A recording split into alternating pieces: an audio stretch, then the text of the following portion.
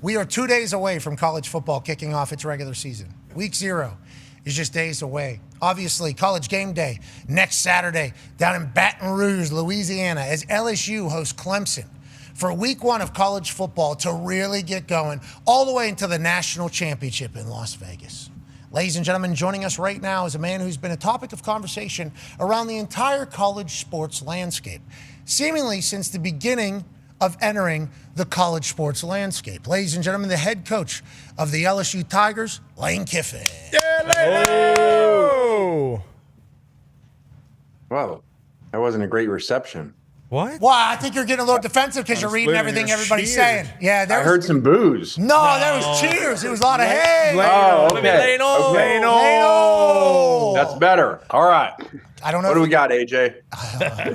We got plenty of stuff for you, Coach. We got some stuff lined up right on deck. Hey, Coach, we had to strategize for this, okay? Because I think this is a beautiful time for you to give your side of this whole story. Because obviously we've heard everybody else's side on what you're doing and how this is all going. So I think this is a great moment for you to kind of explain why and how you think we got here as a whole. I will tell you, to represent the people who are pissed off, though, one of the boys, every answer you give, will be saying something negative immediately afterwards, like, boo, or you suck, or something like that, because they are representing somebody who hates you, okay? You just need to, in the essence of fairness. Now, I would like to let you know, thank you for coming in the middle of this time. I know you're in the middle of training camp trying to get a football team together, and obviously the block is very hot with everything happening at LSU Tiger and college football as a whole. Can you tell me how you think we got here with the 5-for-5 injunction in Baton Rouge, and now guys that are in NFL training camps are now playing back in college? Can you explain why and how you think we got here, Coach, from literally the epicenter of the entire conversation? Okay, that's a lot. Yes, kind of floor is yours, Lane. Yeah, and it's like a road game. We're going to get booed here by how we perform. I like that. Yeah. Bingo. Yes, exactly. You're preparing for the road game in the season, SEC. I like it. Here we go. Okay. You know, these athletes, it's not just football. Okay, this is a lot of sports, and it's not one of these court orders where they go and get for one player. You know, this is over 100 athletes in multiple court orders in multiple states where judges have said that just this particular class should have been 5-for-5. From here on out, everyone gets, to sum it up, everyone gets 5 years from here on out. These players in all sports were supposed to get 5-for-5. They did not. So judges have found that the NCAA wronged them and they should have 5 years to play. Again, this is all sports. You have softball players that have left that went to summer pro leagues that are in this court order that are allowed to come back. And so in that, these players that won this ability to have the last fifth year, which has happened a lot as we think about all the court orders and injunctions over time. Usually they're specific for one player that allows them a fifth or even a sixth year, as significant players have gotten in the last few years. And so with that, they were allowed an entry into the portal so they could go somewhere, even though many people say they're not transfers because they haven't been at a school for 7-8 months. And so when that happened, that allowed coaches around the country to recruit these players, and a lot of us did. And I said to our staff, I said, whoever the first player commits to is going to be the poster child for this, for following this injunction. And so, you know, the player chose us, and a lot of people were recruiting him. A lot of people were offering him a lot of money, and he decided to come play for us. And so, you know, we were happy, but I realized this was going to come with it too. Boo! Okay, we'll leave that for another time because you just explained a lot of things there and how you're referencing other injunctions and how they've been weaponized and used, how other sports are also utilizing this. And I think one thing you mentioned in there that should be clarified because I don't think it has been reported because your name has been attached to it. Just like there's a Lane Kiffin rule now on how and when coaches can leave because we're in this new era, this new time with free agency and roster building and what it is. You're obviously in the middle of that. You saying to your staff, hey, whoever's the first one to do this is going to be the one that's going to get attacked. I guess we all should have known, and you all knew it was going to be you. That's what I'm learning about college football is you are going to be the one that's at the middle of it because Blue's not happy about it at all. Yeah, okay, Blue's not happy about this at all. He's a little bit upset about the state of college sports right now and wants that thing to get figured out. But your name being attached to it obviously gets it even bigger. But it also seems like LSU. Blue! Enough, please. We're talking to Lane Kiffin about college sports right now. Okay, Lane, it feels like, you said there was other coaches that were recruiting these guys as well. I don't think that's really been talked about. All that's ever been talked about is that you are benefiting from this, and LSU is benefiting from this, and the injunction was in Baton Rouge, so everybody just assumes like, yeah, this was something that was literally set up and designed to benefit you. What you're saying is there's many other schools looking at these guys, you just so happen to be winning the recruiting right now, and is that how you are addressing it, as they're either playing for us or they're playing for somebody else? Yeah, so in there, a couple of things you brought up. You know that an injunction in Baton Rouge where a court order was issued to allow these players. There's court orders in South Carolina, Georgia, California, Kentucky, all over the country issuing the same thing for these kids. And so we followed those, as many coaches did. Like I said, I told our staff, whoever the kid chooses, the first kid chooses will be the poster child school, not the first to recruit. There's all kinds of schools that recruited him. Ask Drew Rosenhaus, his agent, how many schools called and offered him a lot to come there, including our conference and including his previous school. But he chose us. And so I said, hey, when he decided to choose us, I said, just get ready, guys. This is going to come. This will be Lane Kiffin, LSU, doing something that nobody else is doing. And there's a number of kids that have committed to schools that have been in mini camps, been in different camps, been cut. This guy was just happened to be the poster child of one that was just getting cut at the time coming here. Well, he's also first team All-SEC, potential All-American, and we saw some highlights of him playing with an NFL uniform, which is abnormal. Last question from me, Lane, before the boys and AJ have one for you. How do you feel about it? Is your take on it just like, if this is what the rules are, I have to do what I have to do? Is that your view on it? Or, because I've heard some other people come out, like the Big Ten has come out, the commissioner, and said, like, if you go to the NFL, you can't play in college. Allegedly, there's SEC and ACC meetings happening about the same thing.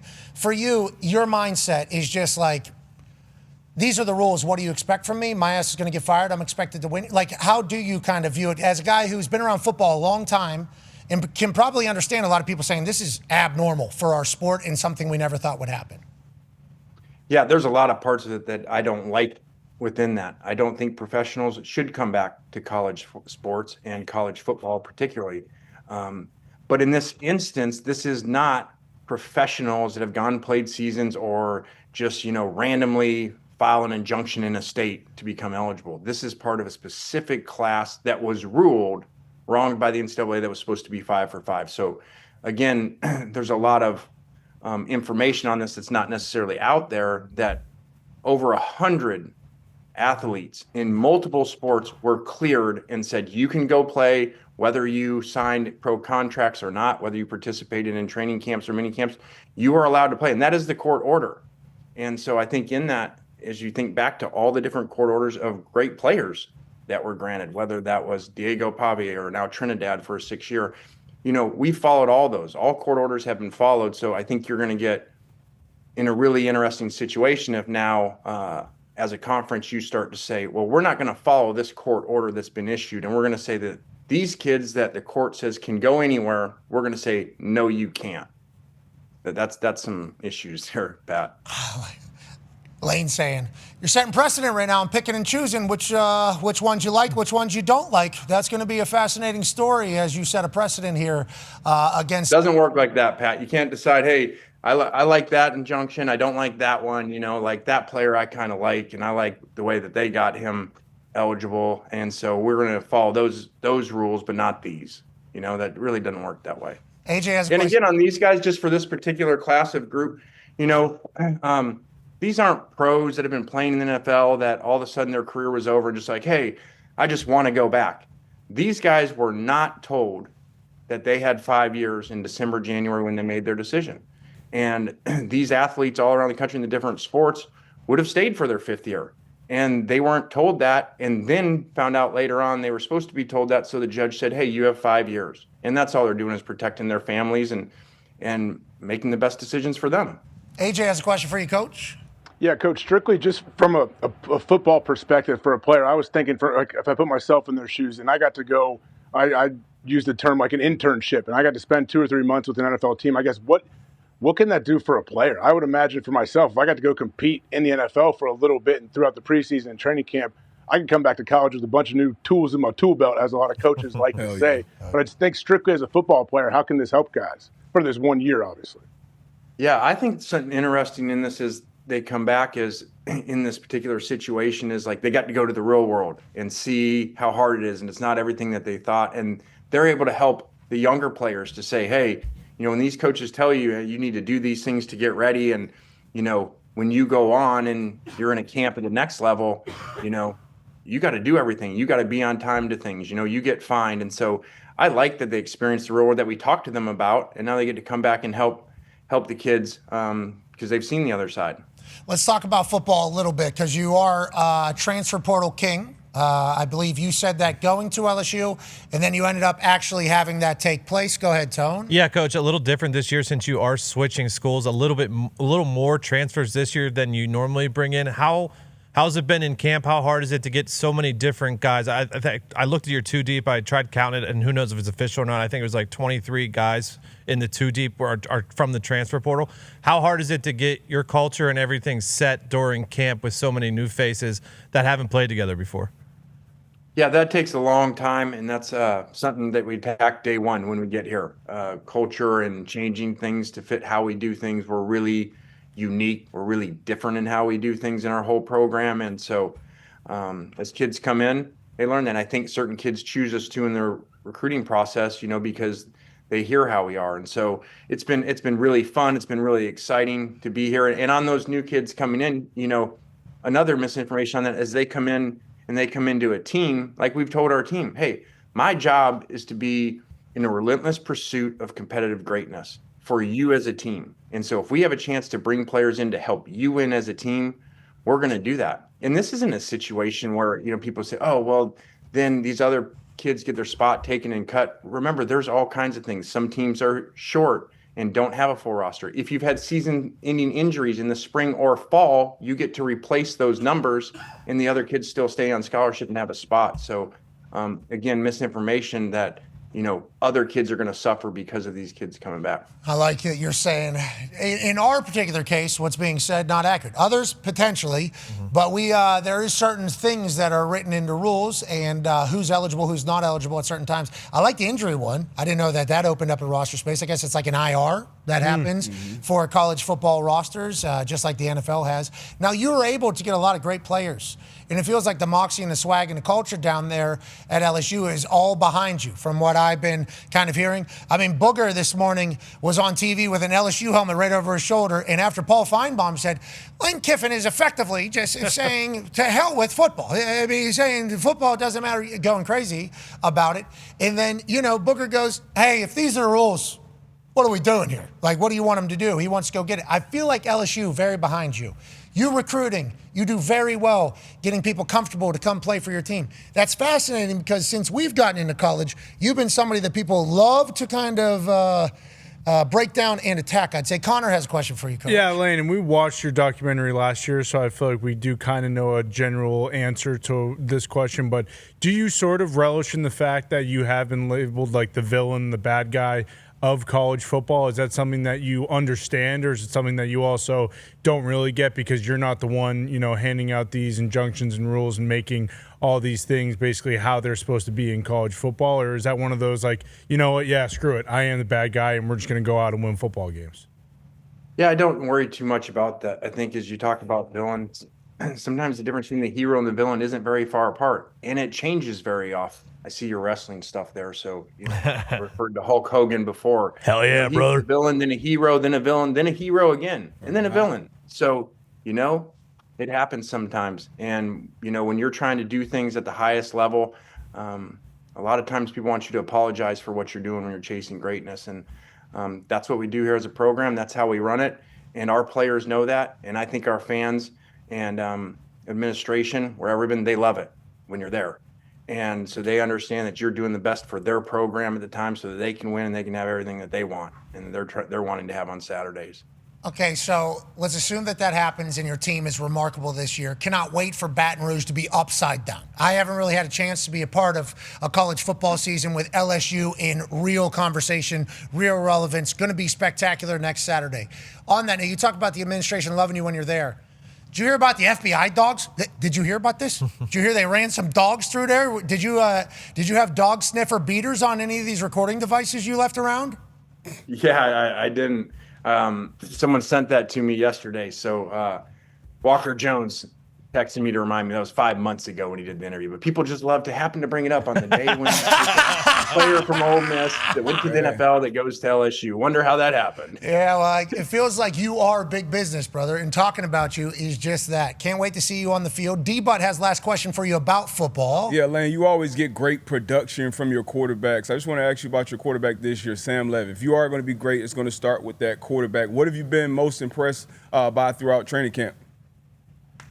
Sam's competitiveness. He battled back from an injury and missed a lot of spring because of it. He's been great this fall. He's had great scrimmages, command of the offense, the way that he throws the ball, his maturity, and his focus on being great. And he's got a chip on his shoulder. He's got a chip inside of him to prove some people wrong in some different things and prove he's the best out there. So we're just putting the weapons around him. So some people said yesterday, is Lane Kiffin the happiest guy with the acquisition that they got on offense? I said, Sam's the happiest guy in the country today. I can't wait to watch what you do with them. Congratulations on being the topic of conversation every day, everywhere, about everything. This does feel like a very abnormal and unusual thing to see some NFL guys get back in there. This is the only time this can happen. This is the only time this can ever happen, right? This is the only time this has happened where they have won this injunction where they can go play. And I think whether you consider them pros or not, versus, okay, some had some mini camps, some have some training camp. They got this decision. They elected to go into this when they found out they were 5 for 5. That was before they were cut. So this whole thing that, it's just because they're cut, now they're trying to find a way back. This was done a long time ago that they entered this. We appreciate you, man. Good luck out there. Thanks for what you do for sport, brother. You keep it alive. Ladies and gentlemen, head coach at LSU, Lane Kiffin. Yeah. All right, we continue digitally. What a convo, man. So which injunction's good? Which one's bad? All right, sweet. Excited to hear you guys pick through those. That's basically what he's saying.